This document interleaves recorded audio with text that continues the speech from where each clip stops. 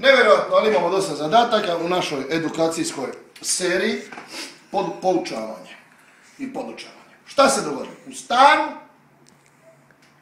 lete puno stvari vani, planeta Zemlja okreće se i lete letjelice, lete kuci. U stan je ušao uljez, muva. Veliki problem. Što raditi kad uđe muva? Ugasti svjetla, muva ne vidi gdje leti. Šta se događa? Muva leti. I gledajte ovo, ovo je vrlo bitna borba te muve. Ovo.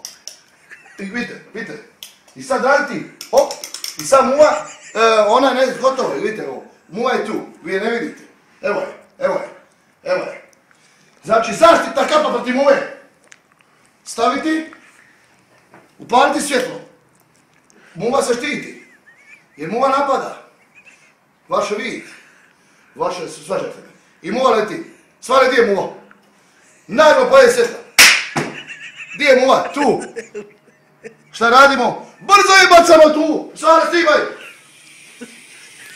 Stivi. Ulazak muve. Dođi.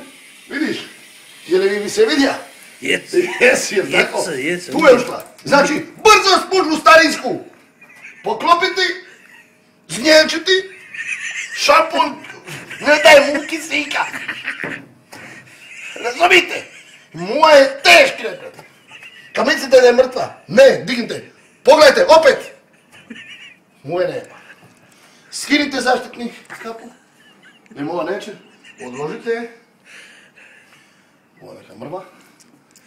Koja je muva ostavila i muva je pobjeda. Dođite, znači, da skratimo brzinski. Jako paljenje gašenje svjetla. Jer vani ne možete, vani je zima, hladno, vi ne možete otvarati prozor van. Muvu treba neutralizirati u našem prostoru. Znači vani, hop, ona je ošamučena, ona leti. Vidjeli ste, usporeni snimak, ona je tu.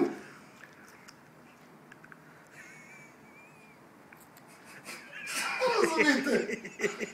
Znači ovako se vata.